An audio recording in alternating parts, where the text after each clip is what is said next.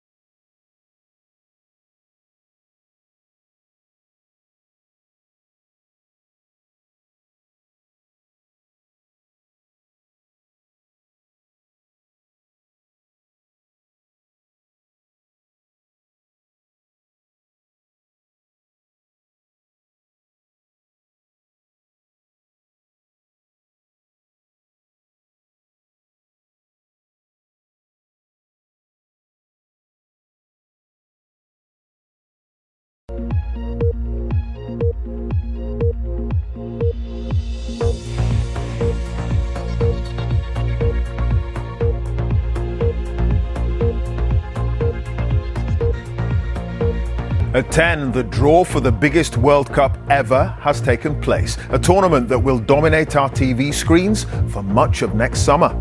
Rio. Yes. England. I was wondering where we were going to be at. In their group, England are up against Croatia, along with Panama and Ghana. Scotland.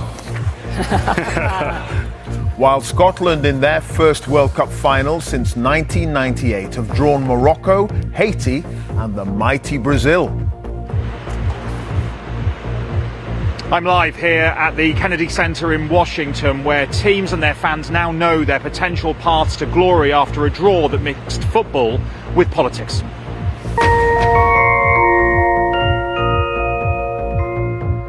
Also tonight, there's set to be a new owner of Harry Potter as the streaming giant Netflix agrees a multi-billion-pound deal to buy Warner Brothers.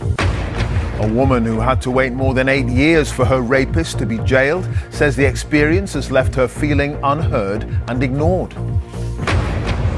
The Princess of Wales and family host their annual Christmas Carol concert at Westminster Abbey. Down the pitch, miscues, and again. And a succession of dropped catches by England puts Australia in the driving seat of the second Ashes Test in Brisbane. From Broadcasting House across the UK and around the globe, Newsnight brings you fresh insights and interviews, and a first look at the front pages.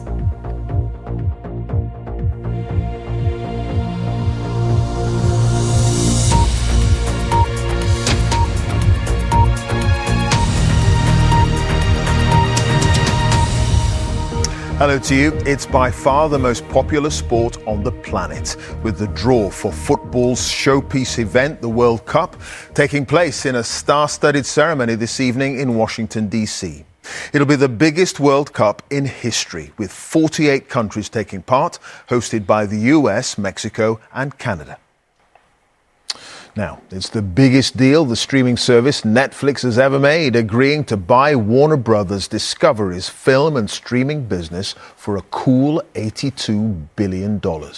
It means blockbuster franchises like Harry Potter, Lord of the Rings and Game of Thrones are under new ownership. But the takeover is expected to face intense regulatory scrutiny, with critics warning Netflix could end up having unprecedented influence over what we all watch. Here's David Silliter.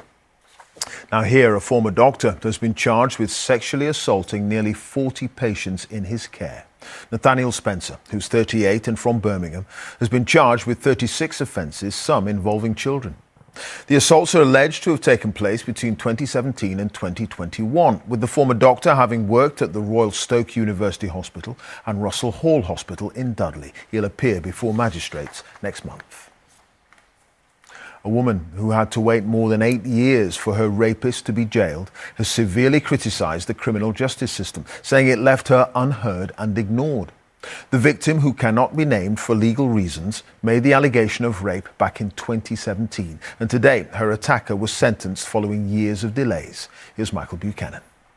And if you've been a victim of sexual abuse, details of help and support are available at bbc.co.uk/actionline, or you can call 0800 077 077.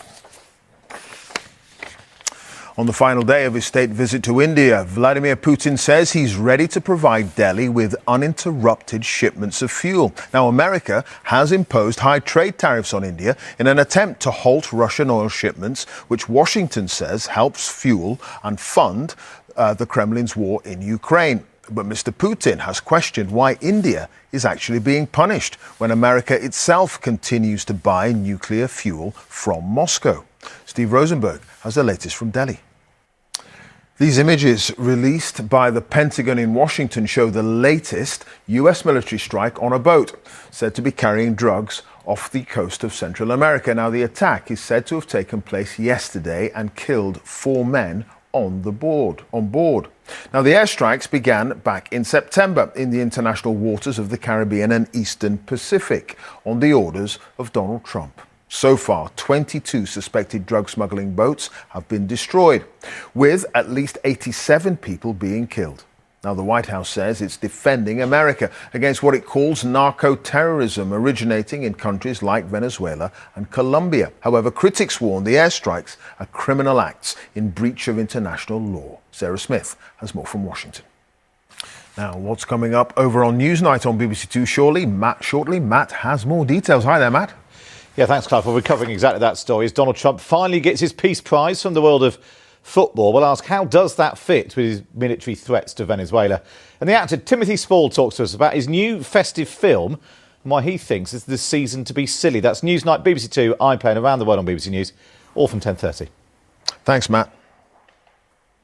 Now, the Princess of Wales has been hosting her annual Christmas Carol concert at Westminster Abbey. Catherine was joined by Prince William, along with their 3 children, celebrities and local heroes who've helped their communities. Daniela Ralph has that story. Now, it's been a frustrating day for England in the second Ashes test in Brisbane. Australia ended day 2 on 378 for 6 in their first innings, 44 runs ahead. Here's Patrick Geary. Britain's Lando Norris could win his first Formula One world title this weekend at Sunday's Abu Dhabi Grand Prix. Now, he needs to finish in the top 3 in what is the final race of the season. Here's Joe Curry. Good luck to Lando. Now, time for the weather news. Here's Elizabeth. Hello. Hi, Clive. Well, it's very wet and windy overnight tonight. Now, this photo was taken earlier on today in Devon, but look at these temperatures with that mild southwesterly wind, 14 or 15 degrees Celsius towards the south. The full forecast for where you are on the BBC Weather app. Clive. OK, Elizabeth, thank you. Elizabeth Rossini there. That's it. Now, it's time for all the news where you are. Have a peaceful night.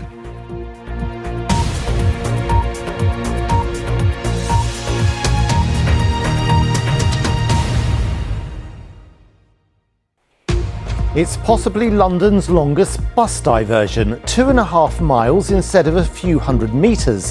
One passenger calls it bonkers.